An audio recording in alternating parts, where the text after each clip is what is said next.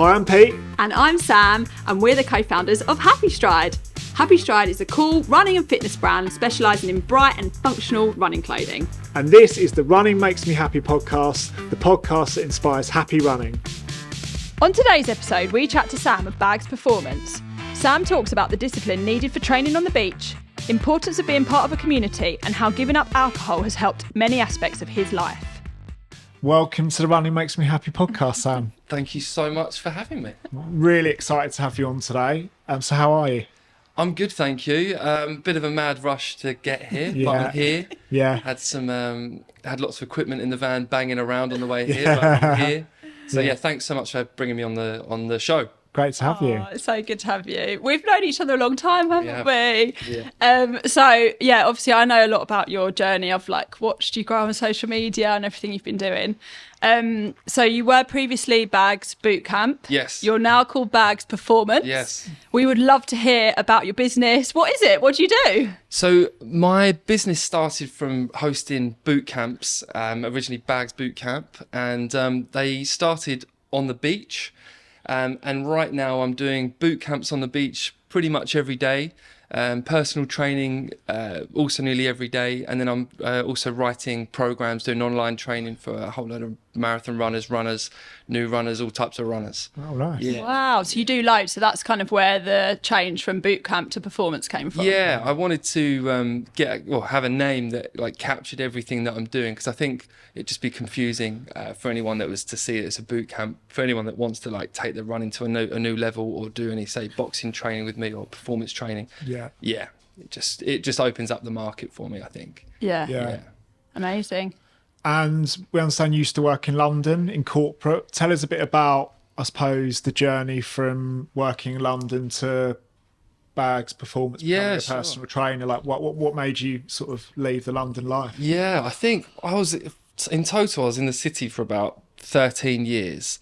Wow. And after about 2 or 3 years in the city, that was where my running journey started. Yeah. And whilst I was working, I used to work doing complaint mediation for a company, and whilst I was there, I started. I had no one to run with on my lunch breaks, and I sent out a mass message to everyone to say who wants to join a one-man running club. And from there I then was weekly, who wants to join a 2-man, a 4-man, a 5-man, 6-man. Anyway, we went all the way up to about sort of 70 people. Wow. And I was hosting 2 to 3 runs a week during obviously my lunch. And I ended up having about 70 people doing it. We'd have all different types of runs. We'd have easy runs, we'd do fast runs, we'd be running through to Cutty Sark along the steps. And I started to notice that all my spare time was filled with mornings would be either run or training in the gym, lunchtimes running with my colleagues. In the evenings I'd be doing a boot camp for colleagues, for example, or friends. So it really just grew from there.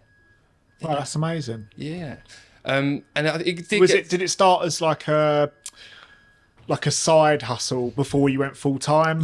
So doing both? Or? Yeah. So the way it started, I'd say the turning point for me was while I was living in East London at the time, and I had a housemate called Drew, and he basically wanted someone to train him for his London Marathon. And I was I'd done about 3 at that point, 3 or 4 at the point. So I was yeah, happily. So I used to take him down to Mile End Park, train him a couple of nights a week. But I think it was just way too much for him. And he was I need to bring some people in on this, because this is awful. I was getting him running up and down hills, doing various HIIT training and stuff. And we had some kettlebells. Anyway, we went from having him to a few people, and then I had a few more. But it opened my eyes to being able to, or it showed me that I was able to train people in a big group environment. I had so much energy for it. And I was just mega passionate about it. I thought I have to chase this avenue. It was really from that point. Nice. Have you kind of got that in your the fitness side? Have you always done that growing up and kind of aside, alongside work when you're in London, or is it for something sure? that, I think I've had friends who have been, whether it be they've been a bit down, or if they've just needed a bit of help with their training, or just say if they just don't get out enough. I've always been so like really active since I was a kid. Yeah. I think I used to do like 5 paper rounds a morning, like growing up Yeah. for years, and like just always been active, been part of like boxing clubs and football and all sorts. So yeah, I've always I started to introduce people to the beach and training on the beach from the age of about 15, 16. Yeah. Yeah. And let's be honest, training on the beach is not easy, is it? No. It kind of adds that extra layer Yeah. to the fitness. I mean, whenever I've run on the beach, it's like so much harder. Yeah, it's really tough. Yeah. Like your feet just constantly moving. It's obviously you have the elements. You have like wind and rain. Yeah. But I think training on the beach adds that extra level of discipline. Yeah. And more barriers to be able to break through. You know, I've don't get me wrong, I've done classes in like gyms and bits before, and I enjoy them. I enjoy the movement. But I think when you take like tough training outside on the beach, and you've got the weather to work against, and you're all together and you're all in it, and you've all got say if it's raining, you've got your raincoats on, your hoodies on, your hats on, and you're all just charging at it for for the hours. Yeah. It's awesome. And do you still do it in the rain? Yeah. So I'll always have text messages going, "Are you sure it's on? Are you sure it's on?" And the answer is always, "Yeah, I'm pretty sure it's on." So the only times when I'll properly consider the weather would be if I get like several messages being like, "Are you sure?" And then I'll get screenshots of like weather warnings, and I'll be like, "All right, now I'll consider it." But even before I cancel, I'll go down the beach and just go and check it. But there'll be times where I'll walk down the beach and I can just about walk against the wind or just about see beyond the rain. Yeah. So, and that's when I'll cancel it. But it's pretty hardcore. It's I think with training on the beach, I just say to people, get the right gear. Like obviously you guys both run. It's all about wearing the right stuff. Yeah. And being prepared for it. So if someone turns up, it's freezing cold, it's raining, in just a t-shirt, I'll probably give them my jacket to wear for the session. Yeah. Yeah, I love that. Yeah. So what's kind of like next for, what do you see So next for Bags Performance? We've been in along Southend seafront for about 8 years now. So we're going to the next move is to take a class, or bring a class to a bit further up along the beach, and nearer to Leigh-on-Sea. So we're going to be on Chalkwell Beach, and we're going to be starting that class soon. Oh, nice. So we're going to bring that. So that will be on a Thursday, and that'll be starting soon. And then beyond that, I think something that I'm definitely curious about is actually building a facility. So I like the idea of bringing everything we do under one roof. So the idea of having like kettlebell classes indoors throughout the day, still having the beach boot camps, but also have like a hub for like a running club. I've been running clubs for a few years with Bags Performance. But yeah, I'd like to have it all in one venue, but as it stands, I'm okay right now, but I'm curious. So I think potentially later on this year, might start looking into some venues. But I think the venue and the location's so important. I think it's got to be, for me, it's got to be near the beach. It's got to be near our hub. Yeah. Sometimes I think with that as well, something might crop up when you're not looking for it. So, like you might suddenly see something venue-wise and you're like, oh, actually, that could work. And it's just something you might have in the back of your mind. Yeah, well, if you've got a venue, give me a shout. Let's make this work. Well, I was actually thinking about how we came to be working with Dispatch Bros. Oh, yeah. Around how Happy Stride ended up being having our fulfillment done by Dispatch Bros. It was kind of something we were thinking about, but then just kind of happened. And it's like sometimes those things quite organic. come about, don't they? Yeah. We were looking at venues and walking around. I remember we looked at a couple of units and stuff, and I was in Tesco and bumped into Paul, who is a sort of known him since we were young at the golf club, and then he was like, "Oh, I've got an idea around. We've got some free space." Because they sell guitar strings as well, and then sort of all came from there. It's a lot better than having your own unit, having to go in all the time and do that. So it works really well. Shared space works. Yeah, exactly. Yeah, we can focus on growing the business, innovation, marketing versus wrapping the orders. So it works quite well. I think for me, I think there are questions about whether or not I want to, create a team, and I think the answer is going to have to be yes. I think it's going to take a solid crew of people to make it work, and I'm sure, like you guys know, like lots of people in the fitness industry in Southend, various different types of like yoga instructors, calisthenics, and we've got such amazing personal trainers in Southend. Yeah. So I think it would just be about having conversations, and hopefully those conversations going well. So we'll see. We were saying actually earlier about all those amazing like businesses that are cropping up, fitness, wellness, everything, and it's just loads. it's just so too many. Everyone's into it though, aren't they? Like times have changed. People are wanting to. Do you do like Friday night boot camps and all that sort of stuff? So like people into it. I don't do evening boot camps only because I think I've been stung in the past by doing evening sessions, because you'd get different type of crowd walking past in the evenings, right? And also when we're training at 6 a.m. in the morning during our classes, it's completely quiet. You might just get a couple of dog walkers, a few runners. So yeah, the evening classes, as much as it appeals, I think for inside a venue, yes. On the beach now, like I'd get maybe a little bit of trouble, and I'm not about that. Do you know what? I love that though. I just love the insight that you've got, that you've learned. Do you know what I mean? Because you'd think, oh yeah, you're out there in the evening. Actually, there's a reason why we don't do that. Yeah. And we've tried it and we've tested it and it just doesn't work. Yeah. And that's brilliant. It's a public space. Like, we're in a public space, and I've had conversations with people that will come and sit down next to us. They might have had like a rough day, and they'll sit and smoke a cigarette, and it will just blow into the class, and I'll be like, oh right, that's a conversation. Isn't really the vibe I was after my boot camp. Yeah, so just things like that, really. What are your favourite things though about running? Running Bags performance. So I'd say like number one would be the sunrises. So like it's just such a beautiful setting that we've got at Bags Performance. So I think watching the sunrise, watching the colours of the sky come through, obviously on mornings where we'll have the tide in, it's like a really special feeling to be down there. It feels like we've, at times we've timed it like really well. Yeah. So I'd say that would definitely be number one. Number two, I'd say the community. When I first set it up, I didn't think about growing a community. I thought about training people to get good at things. And I think the community was just, it grew and grew and grew over the years we've been doing it. So we've seen, I've had, I call them campers, by the way. So I've had campers become each other's like bridesmaids. There'll be a load of invites to like, weddings and birthdays. And everyone's become super close. So where I watch all these different interactions going on over the years, it's actually mind-blowing to see how well Bags Bootcamp Performance has connected so many people. And you've created that. I've created, and it is cool. Yeah. And like, I'm sure for you both have it as well. You'll see everyone wearing your shorts along the seafront.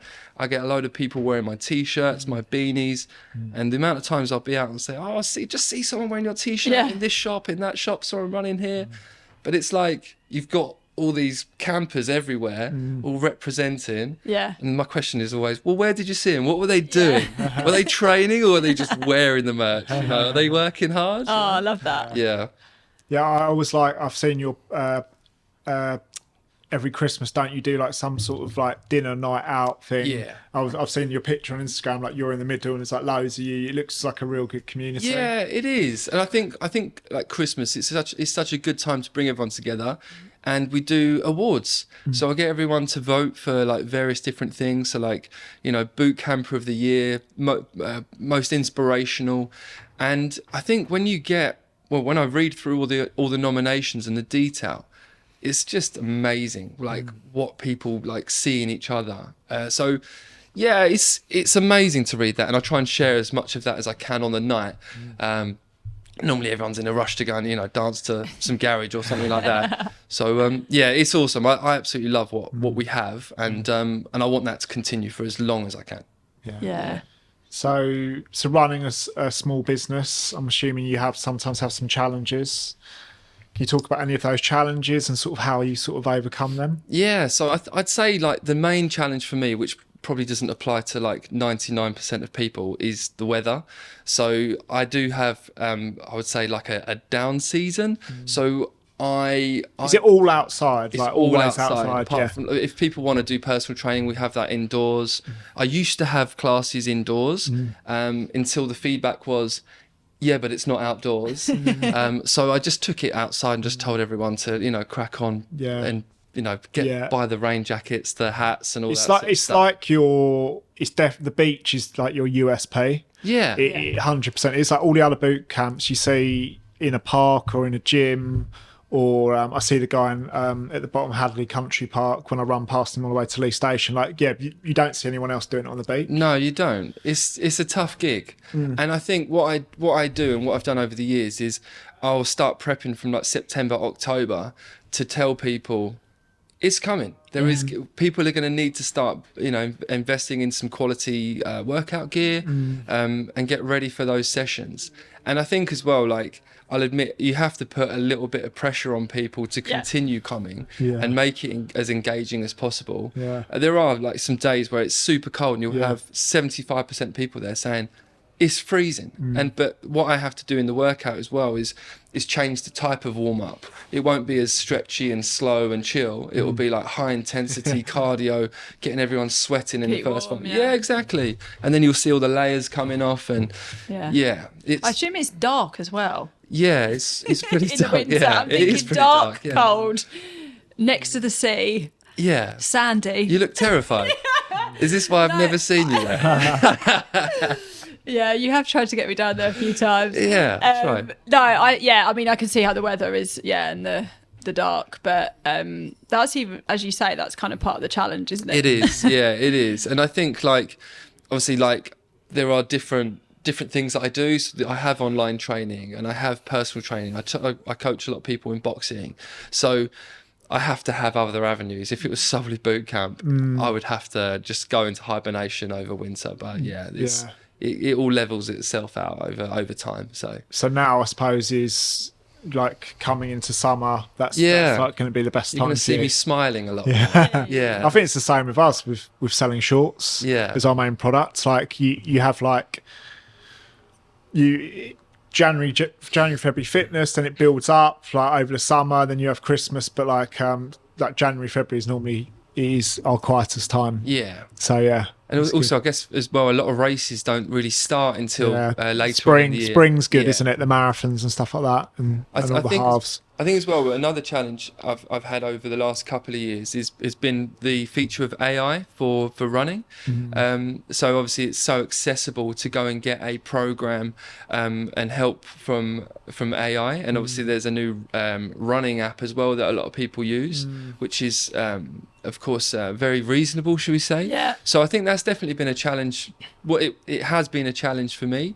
Well, when you say a challenge, as in you've been coaching people and they've left you to use it, or as in the pool's smaller to... Yeah, they've left to use it. Oh wow! So we're talking about runner, are we? We could be. I didn't know if we're doing names. I didn't realise we're dropping names. Okay, it's interesting. We spoke to Jim about this. On the first podcast, who's a running coach, similar to you, like online running coaching. What he said was, it's actually good because you're getting all these beginners get into running. They're using runner, and then they they realise that they want more. They want that personal connection. They want that adaptability and all that stuff. So for him, obviously, there are pros and cons, but it can be a good thing as well because it's getting people into running. But you're saying it. I think what I had to do was just look at what it was I was providing people and show that there was way more support with working with someone directly, that human touch, and show that it's better. Like, I have to do my best to show that it's better and show that in the results, in what my campers are saying, and of course it's for them to share their like success as well to show that it works. So it's good competition. I think any competition is good competition. It does make you evolve and adapt. But it's made me knuckle down a lot more on how well I can write a program to get the best possible results. Yeah, for sure. Yeah. And I guess with like those apps, they don't get that kind of community in person vibe that you bring, which is like, as we said, a massive USP. Well, that's it.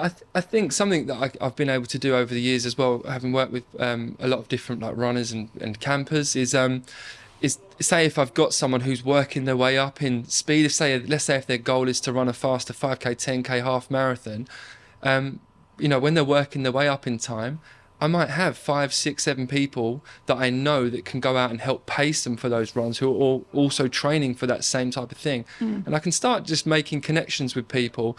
And I've seen that like multiple times over the years. And it's really nice to know that these people and runners can go and connect anytime now. Yeah, that's really good. And I think like another thing, say like you said to one of the people you're training, they've got to go and do a 10-mile run on Sunday. It's like their long run, and they've got to do, I don't know, 4 miles at half marathon pace, blah, blah, blah. And say you hit 2 of them and you struggled, you could message Sam and go, "Oh, Sam, I struggled. There was wind in my face. I didn't feel right when I woke up." You can't do that on an app. No. Can you? You can't do that to a robot, can you? Or No. whatever. So I do think the personal, everyone talks about AI so much. It's such a big buzz at the moment, but I still think personalisation is key. Yeah, absolutely. I've definitely seen, I think with the people that are using Runner or have moved away to use Runner, obviously I'll see them less because they'll be strict to stick to their plan, for instance. So, I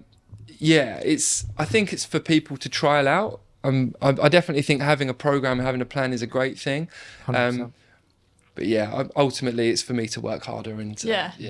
I love that. Like you've obviously really looked at those kind of challenges and threats and just taken that more as a, like, what are the opportunities? Like, Yeah. how can I get better? How can I build this? Definitely. And focus more on those that are with you and try not to think about, what's going on elsewhere. Yeah. Yeah, for sure. So what kind of advice would you give to like someone else who's thinking, I want to start in this type of industry, like running, fitness? So I think for me, like with my story from starting the business, starting Bags Performance, I think you have to see it as a long game. I think to go in it and think that you're going to suddenly have lots of people wanting to train with you, I think first people need to understand like what you do, and it does take time. It took me at least 4 or 5 years to get to a position where I could to go full time with the role. I initially dropped my hours down in the city so I could then work more doing the Bags Bootcamp, Bags Performance, and then sorry, there's a dog coming over. This is nice. This is a nice surprise. Watching on YouTube. That's really sweet. I've completely You forgotten. dropped your hours. I dropped my hours. I knew that's what. I dropped my hours. But yeah, it does take time, Yeah. and I think you can't expect like quick results. And it's the same for like marathon training, for example. So yeah, it did take time, and I think as well, like we're human. Like different things happen in our lives, good and bad, and I think it's learning how to ride the waves. Sometimes just getting completely knocked over by that wave, and then going back in again. And it's, I think also being self-employed, you have to motivate yourself every day when you wake up. Like I'm looking at Pete on this because we completely feel your so many highs and lows. self-employed, like keeping the motivation going. Yeah, I think like sometimes it's good to just like something I do is I'll look at what I've achieved in terms of like what it is I'm doing, and look at the fulfillment that people get from doing what I do. And I'm sure it's the same for you. When you see people wearing your shorts, it reminds you of why you do it. Why you're doing it, the purpose, So there's obviously good and bad days, and I think I'm someone that where I'm starting my day so early, I'm up at like 4:45, 5 a.m. every day. The class starts at 6. I know that I have to be full of energy, with a plan, ready to go, ready to deal with multiple different personalities, multiple moods, energies. I have to be prepared for that. Yeah. So it's a responsibility, and I love that responsibility. Yeah. So yeah, it drives me every day. Working with people drives me every day. I love being in big groups, and even before I started Bags Performance, I was, when I was running marathons, doing like big charity fundraisers and bringing people together. Yeah. I love it. It is important, isn't it, to know like what gives you energy and what gives you joy and like all that sort of thing. And it sounds like it is that kind of bringing people together, and that. Yeah. You've found something and created something. Yeah. That does that. Yeah. Perfect. I love it. Yeah.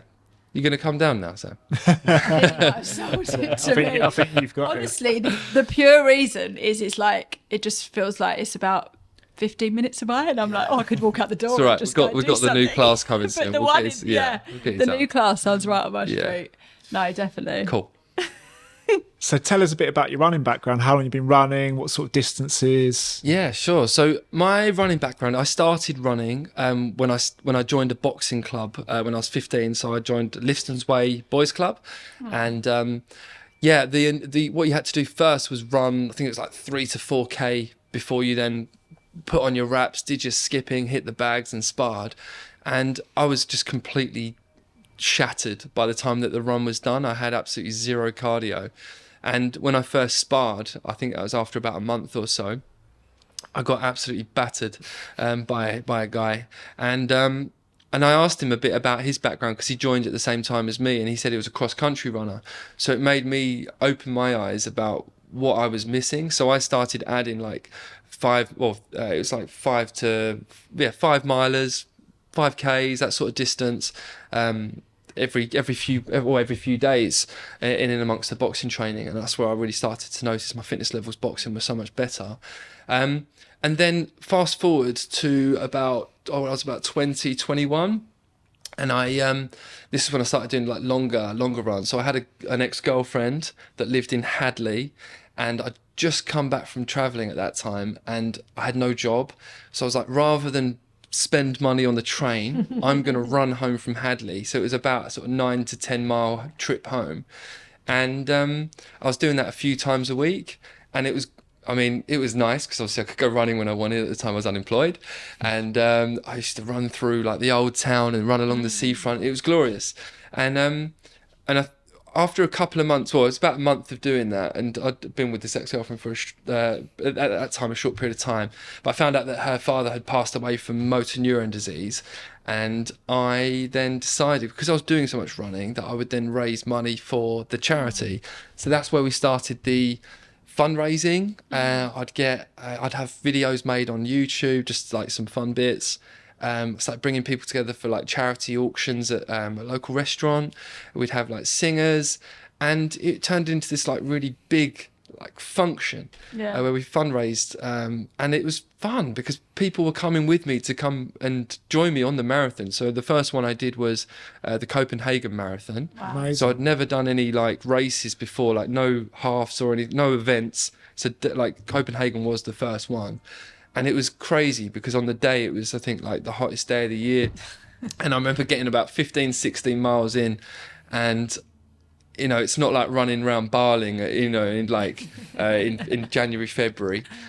So I remember like, you know, holding my heart and being like, this is a lot harder than, you know, than normal because it was hotter. But yeah, so that's where the marathon started. But then I went and did Barcelona, and took a bunch of friends there, did Paris. And as a result of running and training for Paris Marathon, I met my wife. So she was training for Paris too, and I worked with her at the time. So we got introduced. And I didn't know that. that was her first and last marathon.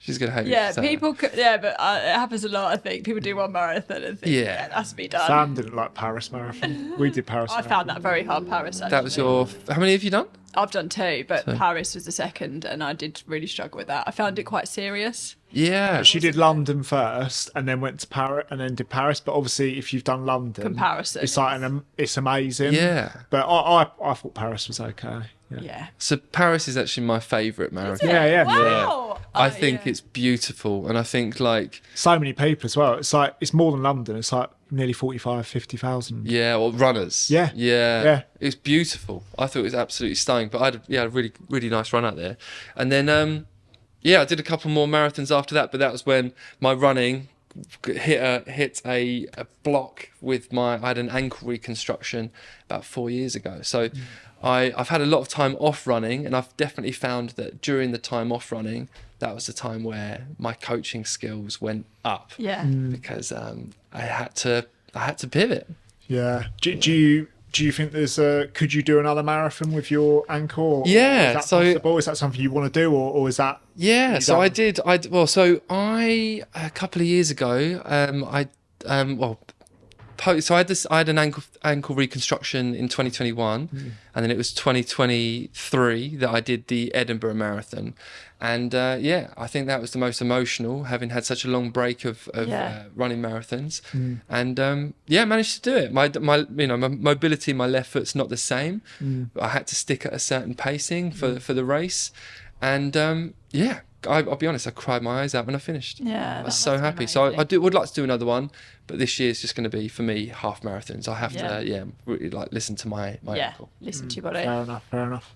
So what kind of like approach do you take when you're training your runners? How do you train them? So it does depend. It depends on what they want to do. So I've to give you an example, if someone came to me and said, I've got all the time in the world, I want to get the fastest time possible, I would give them the most defined, detailed program to get there and to do that, and there'll be a lot of detail involved. But I think for someone that's say new to running or just wants to have an introduction to it, I think firstly, I'd say using the community that we have. I think it would be silly just to hear my voice and talk about running. I think everyone's got their own knowledge that they're good to share. So I think joining a fitness community is a great idea. There's so many people to listen to and so much support that you can get from that. So I think that would be the main thing. Yeah, obviously it's different for everyone, isn't it? Depends what they're trying to achieve. Yeah. Have you done any really cool classes? What's been your best class you've done? Yes. So I had a really cool one last year. I was asked by a friend of my wife's who works for Netflix to come and get involved in a class, and it was all short notice, and I did a boot camp for Squid Games. Wow. Yeah, so I had I think well over 150 people all in their tracksuits, and the brief was short. It was to just bring some energy to the group before they had their next bit of filming to do. And it was really cool. I wasn't allowed to have a watch on, wasn't allowed to reference what day it was, what time it was. It was all played in strict conditions. And I was told not to give any hard exercises. It was more of a stretch and a bit of cardio. Wow. But to see 150 tracks or 150 plus tracksuits in front of me, all jumping around doing skipping and stretches, it was awesome. It was also the shortest class I've ever done. It was about 5 or 6 minutes, and it was crazy fun. Wow. Yeah, really cool. Where was that? I can't say. Oh, okay. Can't say. Location. Yeah, top secret. Amazing. So that hasn't been shown or anything? So I'm not on Behind the TV scenes. yet. Right. I'm behind the scenes. Got it. Yeah. Got it. Keep them motivated in between filming. So you travel. I've seen on your Instagram you travel around with some of the runners you coach. Yeah. That must be amazing to see them finish these races and marathons in other countries. What are some of the, I suppose, biggest achievements you've seen from some of the runners you've coached? Yeah. Okay. So I think one which stands out is someone. Can I give names? Yes. Of course. Yeah. You can So say what you want. yeah. Okay. So If you're saying something nice about them. This is that's what you're saying. yeah. so there. I've got a camper called Lewis. Yes, and you know Lewis. You know Lewis, and he's someone that came to me and as a non-runner and said he came to me having done just one half marathon and no set training, and within 6 months of training him for online training and also meeting up with him for runs, he managed to achieve a 3 hour 16 time on his first ever marathon within 6 months.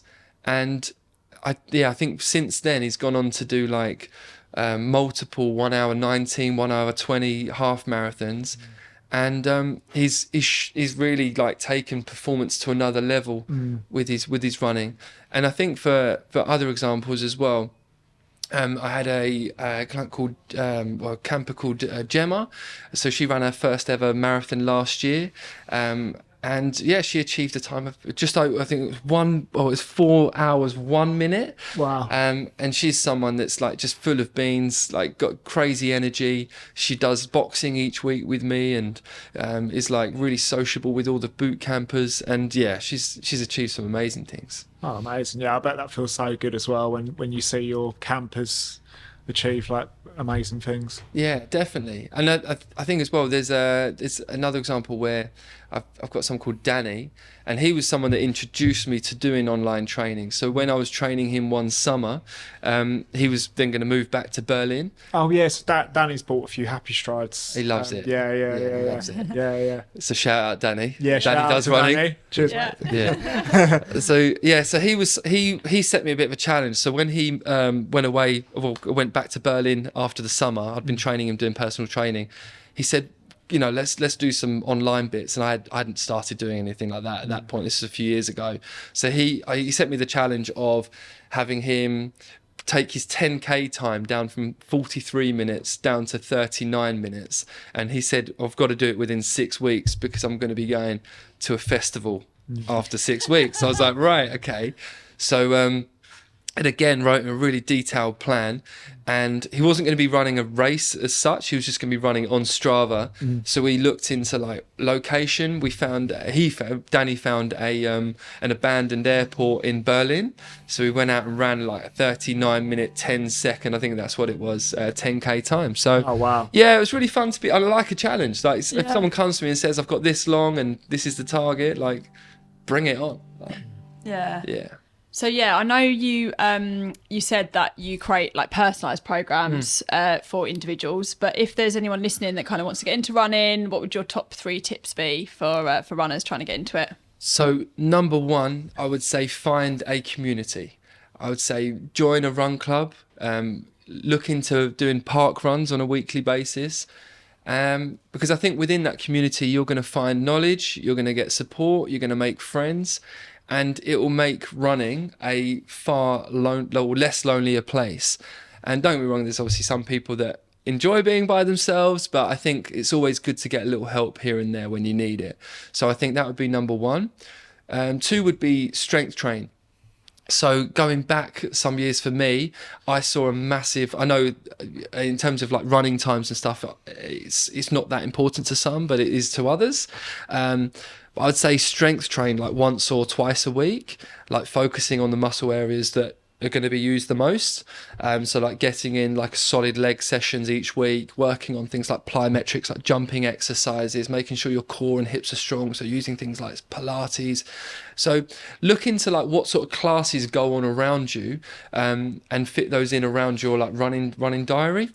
And then thirdly, I would say hydrate, fuel well, rest well, and like when it comes to recovering, like make sure you are properly recovering. You're not always training. I think it's good to give your nervous system a really good chill time.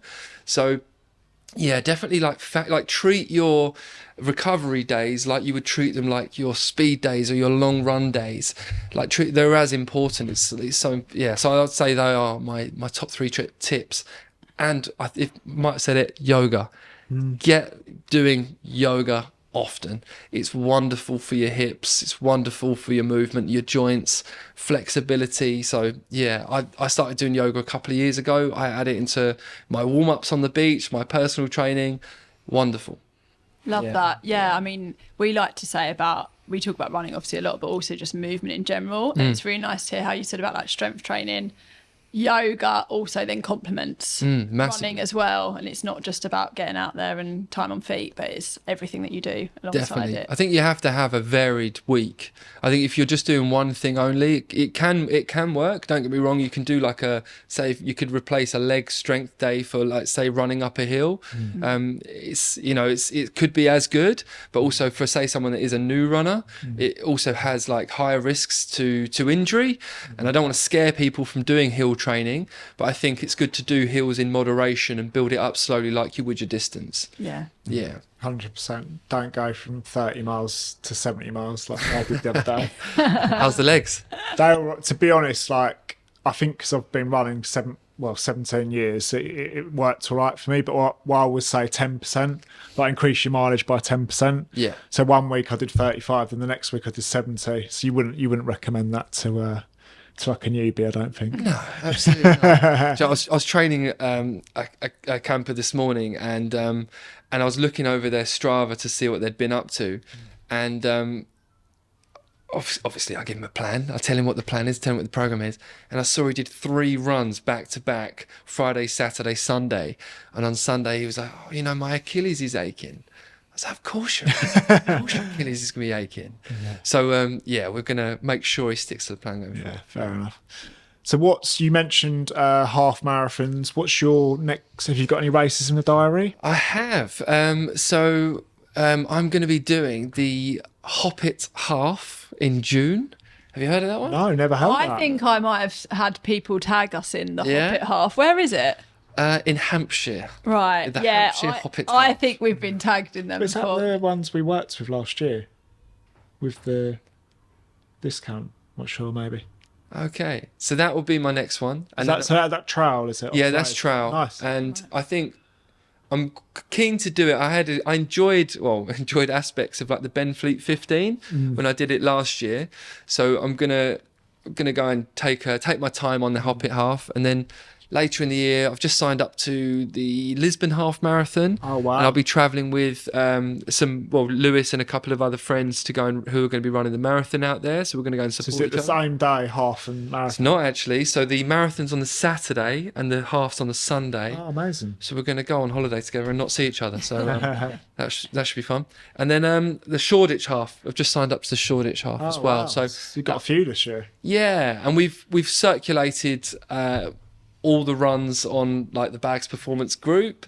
So we've got lots of interest for I think the Shoreditch one, and we've just done the Brentwood one as well, which went really well.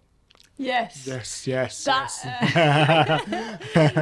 it's so nice. Like I do when I see you guys all like cheering each other on at the races. That looks so nice. Like that's kind of I think that's running community to next level, because obviously a lot of people train together, part run together, go out on runs together. But I think to do races together is like that next step, and it's so nice to like even if you're not running it together, just to have your mates like cheering you on as well in a different country, especially like Lisbon. That's going to be amazing. Yeah, that'd be that. I mean that one's going to be good fun, I'm sure. But yeah, I think like car sharing on the way there and all like geeing each other up, that smell of deep heat in the car, all talking about, what you've had for breakfast, what you're going to eat on the way around the race and expectations of the race. It's just good to talk through all those race nerves together and stuff. Like, yeah, so I think having a crew is way better than just doing it solo. Yeah. Oh, 100%. And also getting that post race picture with everyone with their medals, it just adds to it, doesn't it? Massive. Yeah, it's I mean that's all brilliant for like mental health, and that's obviously what Happy Stride's all about. Happy, we definitely think that running helps mental health. Kind of, what do you think about that? Is it a big thing for you? Yeah, massively. I think So for me, running, I'm sure it's the same for millions of people, but like I think if I go at least 2 or 3 days without a run, I start to just not feel myself. I haven't got the same energy, and I think running is just so powerful in terms of like your mood, your energy, just for getting outdoors and getting that fresh air as well, whether that be just for like 15 minutes for, say for you, Pete, a couple of hours. But yeah, it's so important. And I think, again, like bringing people together and having people chat and going for runs where you're going to go for like a nice slow jog with some mates and having a good chat. Like you can talk about so much within that time, and you finish the run feeling so much better. So I think, yeah, massively. I think, like, obviously, don't get me wrong, I've personally had times where, say, the running's not been enough, and I've had to go and seek further support elsewhere for things like, say, therapy and things. But I think it's a really good tool to have throughout the week. 100%. Yeah. You Pete runs a lot with friends, don't you? And you chat. Yeah, it's like a therapy session, like just going out for a run with your mate, having a chat. Whenever then I run, I like can't. Not because I'm so out of breath, because I'm running so fast. I just can't really talk when I'm running. Okay. Pete's like, what? But it's obviously just different. But you love that, don't you? Like, oh yeah. It's like, it's good as well, because I think a lot of the time, like, lads don't often meet up for coffee as much, whereas if you're like meeting for a run, it's like something you're doing something at the same time, but chatting, which I think is really nice. So we've got a group which started from Benfleet 15 a few years ago, and that's been going for some time. But me and a group of lads, I think there's about 20 lads on there now, so we all message every week and we plan our run on the Sunday. Yeah, well, I always see like your little picture, like is it Sam Housel? Sam Housel, yeah. Do you train him as well? Yeah, I do. Yeah. So he just ran the Malaga marathon. I went out to support him in Spain, and he ran a 3-hour 25. Oh wow! And I'll say it, but I know he's got more. I know he's got more in the tank. Yeah. You've seen his data. I'll follow him on Strava. Yeah, we've all seen it, Sam. So you're gonna have to run a bit. Has he got another one coming up soon? Or? He has. So he's got London coming up. So he said to me he's going to run a steady race out in Malaga, which he did. He hit bang on the time that he said he was going to do. And with London, I think we could see Sam run anything from sort of 3 hours 10 to 3 hours 25, or give him that window to hit. Yeah. So officially mentioned on the podcast. So there we keep go. our eyes peeled. He's a happy stride as well, isn't he? Yeah. So you gave up drinking a couple of years ago.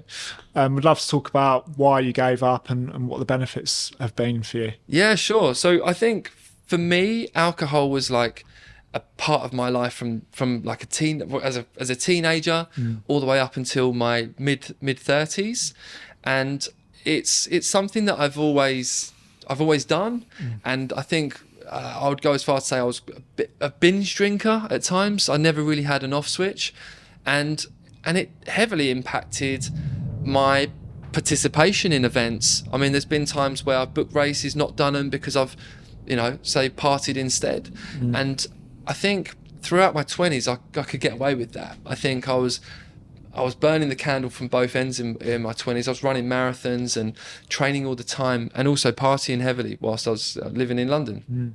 And I've just found that going into my 30s and being more focused on bags performance and having a son and being married, I just found that those responsibilities really did go further up the list on my priorities.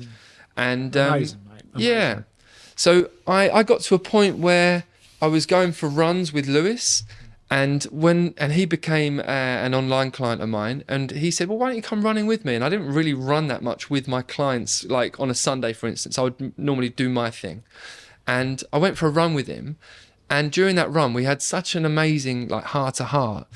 And he's kind of set the challenge. Well, why don't you join me in not drinking? Because at that time, he'd been not drinking for about 3 months.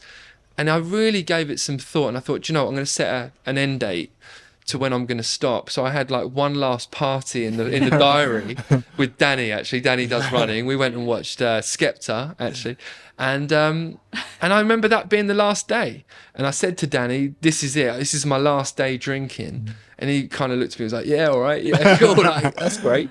And it was, and since then. Well, from that point, I was able to get my weekends back. I had more energy about myself. I signed up for my first marathon, Edinburgh, post ankle reconstruction. I turned up every Sunday to do my long runs. And I think as well, like I just had a lot to get off my chest in terms of things me and my family had been through. And I think I ran for therapy, and running was my therapy in the lead up to my marathon. And I got a lot out of my system. So, the no drinking since has been magical. It's I do get a lot of messages. My inbox is might get a message or two every week, just to ask me like how I do it. Do I go to AA meetings? I personally don't, but I certainly recommend doing it if that's a place which you'd feel more supported. So I would say I just kind of went cold turkey. I miss aspects of it. And I think my first year of not drinking, there was about 6 weddings in my diary, and it was hard. I remember one was in Italy, and there was like an espresso martini cocktail bar at the top of this mountain. Everyone's having some drinks, partying, and I think I've always used it as a bit of a vice to like relax more and escape. So it's given me extra thought of how to deal with my own thoughts. So it's been a bit of like finding out who I am underneath the layers of wanting to escape with drink. So it's been amazing. Yeah. I'd fully recommend trying it. And also, I know people do dry January, but I would recommend going beyond that. Try out 90 days. See how you feel after 90 days. Obviously, we talk about, habits becoming behaviours and behaviours becoming lifestyles. So I think if you can make it to 90 days and you can then reflect on that time and see the positives, why not carry on or make changes to what you've been doing in the past? Do you drink a lot? Do you drink 0% drinks? I do. Or do you not? I do drink zeros. I think there's only a limit of how many I can have in a night. Yeah, you can't have 10 0%, can you? No. Well, I had about 12 at the Christmas party, and I think I was burping all night. So I enjoy personally the what's the Mexican ones? The Coronas. Oh right. Yeah, the Corona Zeros, Guinness Zeros, and Erdingers. Erdingers are good, but I'm kind of at a point now where I can go and enjoy like a can of full fat Coke. Yeah. Instead, it's. Yeah. When you gave up, did you do what you just said, like set a target of 3 months, 6 months, or did you just go from day one, I'm done? I said I'm done. Right. I think I saw the impact it was having on me and my mood, and over the space of the 6 months of training for the Edinburgh Fall, I saw my relationship improve with my wife. I had more time spent with Shana. I need to not go here, but yeah, it's improved my life massively. Oh, amazing. Yeah. Amazing. First crier on the Happy Thank you. Stride podcast. Oh wow! But Thanks, you know mate. what? He's Thanks gone. for sharing. Thanks for He's talking gone. about that as well, because obviously He's it's gone. not easy. Thank No. you.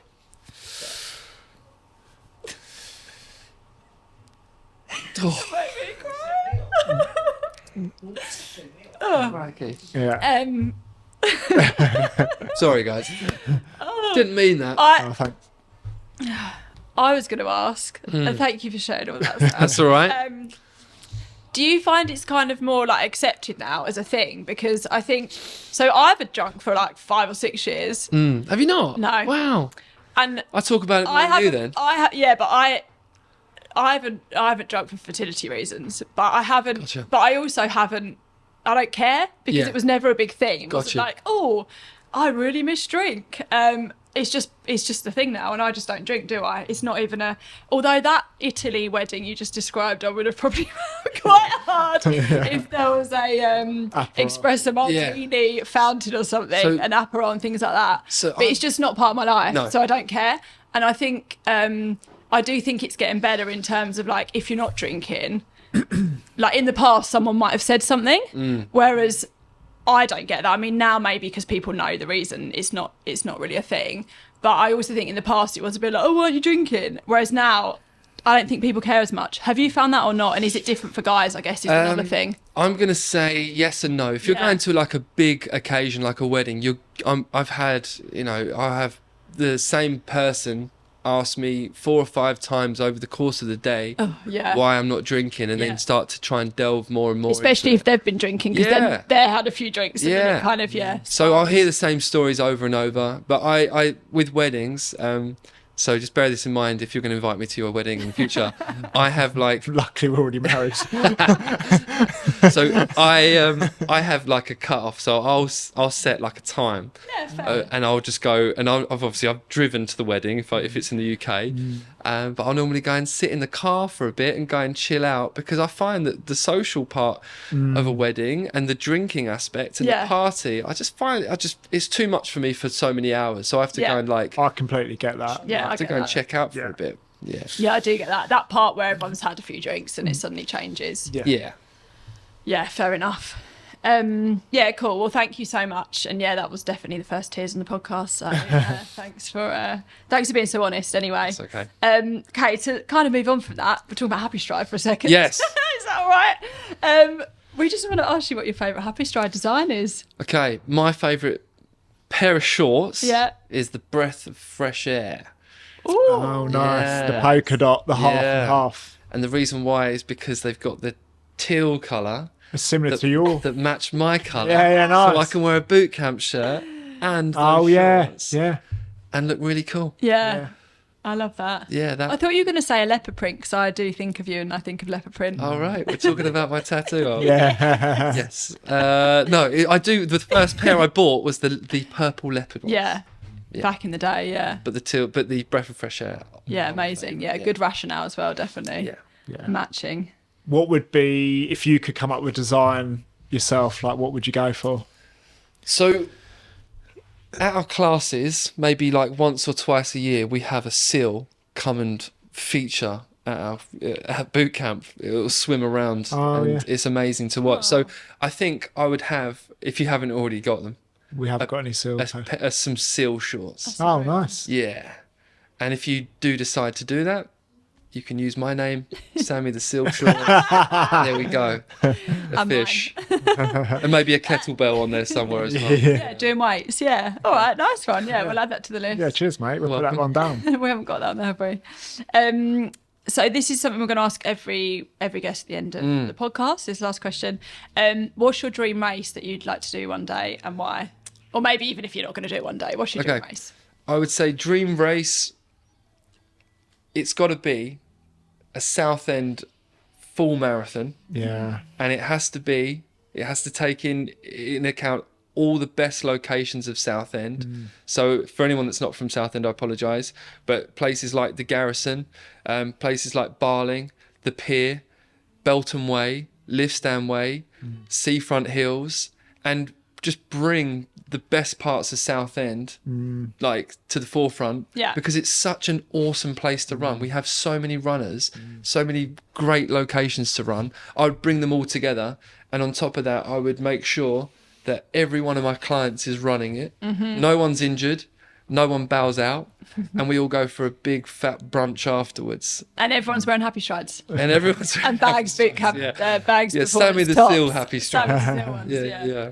Yeah, that would be amazing, wouldn't it? We always talk about Southend Marathon. It's a shame that it's never... I think there was a Southend Marathon like 30, 40 years ago. Yeah. And it is a real shame that... And I know people have tried to put it on, but it's been stopped by certain people, but we won't go into that. But I completely agree. It'd be so good because you have things like Brighton Marathon. Yeah. I think it'd be so good now we're a city. It'd be so good. Like you could have 5,000 people doing it. You know, it's so good for the local area, isn't it? I completely agree, and I think it is a shame, and I think it should be looked into. I think there's such a massive. There's such a big following with running, and I'm sure they'd hit the attendance. I'm sure there'd be tons of families enjoying the businesses down the seafront. And also, if I could change one thing about Southend races, I would bring the Southend half to an earlier date. I don't think it should be in June. I think it should bring it. I think it should be brought back. Too hot, and I think they've changed it to an 8 a.m. start now. Better. Yeah. Still a bit sizzly though, isn't it? Yeah, fair enough. It's a hot one. Enough. I think the other thing about the Southend Marathon is 100% agree on the multiple areas. Like we don't want a Southend Marathon when you go up and down the seafront 4 times. No. Like it has to be as you said, all the different areas. But yeah, really good idea. If anyone's watching, please make it happen. And thanks so much for joining us today. Really, thanks. Really enjoyed that. Thank you. If anyone wants to get in contact with Bags Performance, how do they do that? They can do that via Instagram, Facebook, and they can drop me a message and come and join us for a class or personal training, online training. But amazing. Thank you. Thanks so much. Cheers, mate. Thank you. Thanks for having me.